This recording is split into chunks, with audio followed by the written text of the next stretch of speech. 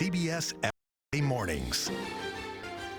Good morning to you. Today is Sunday, April 12th. Welcome to CBS LA Mornings at 8:30 and streaming on CBS News Los Angeles. I'm Amanda Starrentino. And I'm Chloe Carlson. Good morning to you and happy Sunday. A very different view for us this morning. A little rainy, a little cloudy, a little cooler. We're not complaining. How long is this lasting for us, though? It's quick moving. So this wave that we've been talking about, again, moving to California this morning, is bringing some rain, but it is out of the region. We're talking drier conditions as early as this evening. So keep that in mind. But we do have a next weather alert. This is for all communities because of that rain band moving through Southern California. It can bring some periods of some moderate rainfall, chance of thunderstorms, and even some winds and snow in the mix. So we're going to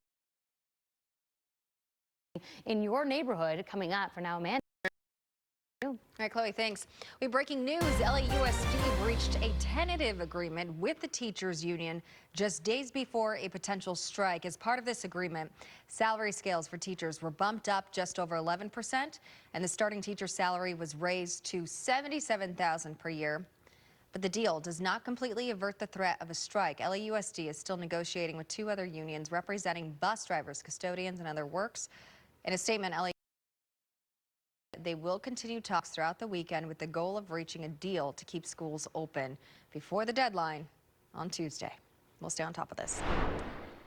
And now developing news, 4 burglaries in San Fernando Valley. The same home in Sherman Oaks hit by burglars 2 nights in a row. CBS LA's Elise Martinez is live outside that Sherman Oaks home. And Elise, I can't imagine one time is scary enough.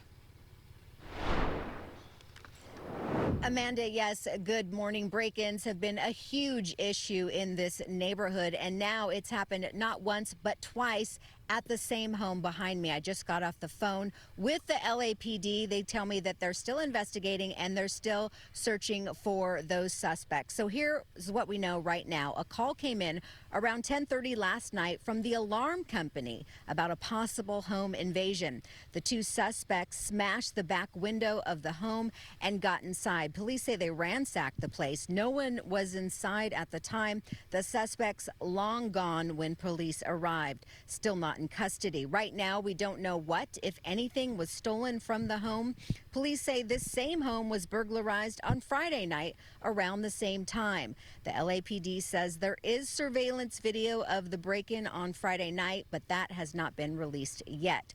Another separate burglary in Sherman Oaks. This time, 2 masked suspects broke into a home on the 4500 block of Sylmar Avenue early Saturday morning. We're working to get more information on this.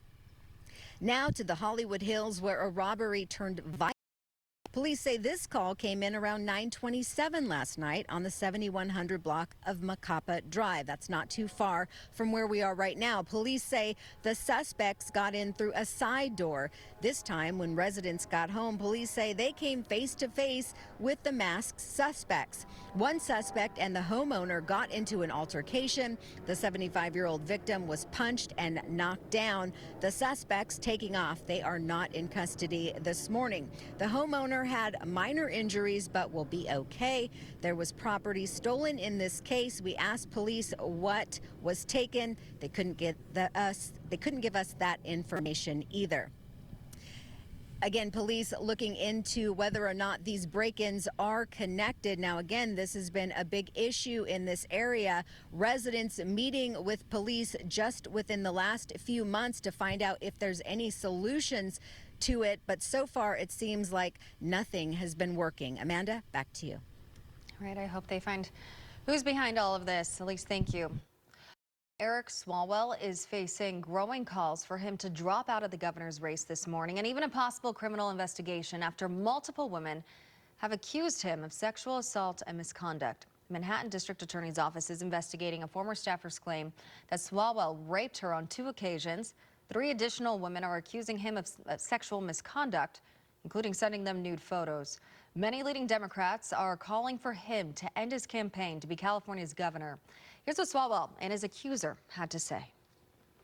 I remember the next day, I can see flashes of that evening of him on top of me pushing him off, him grabbing me.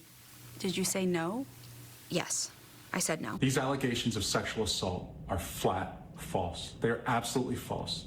They did not happen They have never happened, and I will fight them with everything that I have. Staffers from Swalwell's congressional office sent a statement to Politico voicing support for the women who came forward. Another blow for a historic Compton cemetery that's been the target of thieves and vandals for years now after pouring herself into preserving woodland celestial gardens in Compton for 6 years. Celestina Bishop is finally calling it quits. She says someone trespassed onto the property and not only stabbed her dogs, but killed one of them. 2 of her dogs that were protecting the property are recovering from surgery. One of them has died. She says that was the final straw. That convinced her to put the property up for sale.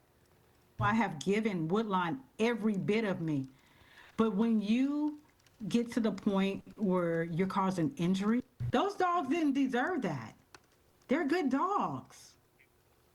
Bishop is selling the cemetery even though she has a close connection to it. Her mother, Billie Collier, is buried there. Collier and Bishop's sisters were murdered back in 1977.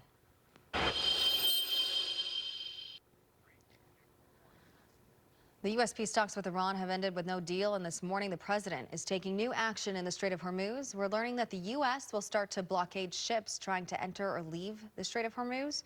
He's also directing the Navy to intercept ships that have paid tolls to Iran to pass through. Meanwhile, CBS LA's Shauna Mizell reports the failed talks leave the future of the ceasefire in doubt.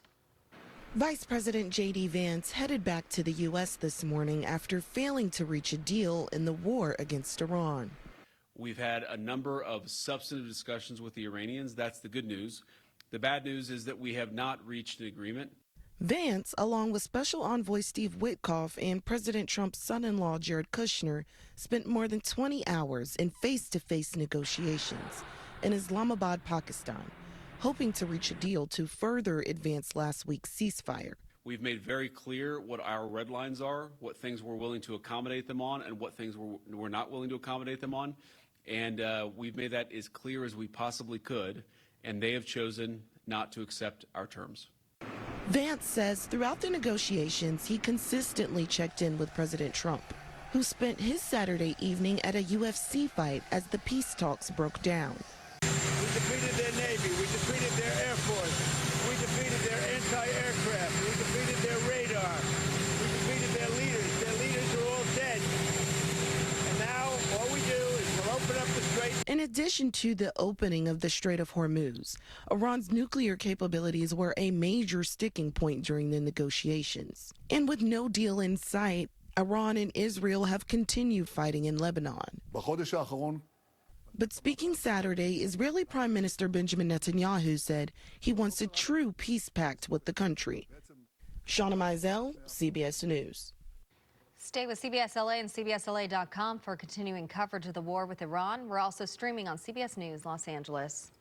It is 8:38 on your Sunday morning. A major resource is opening up for residents affected by the Pacific Palisades.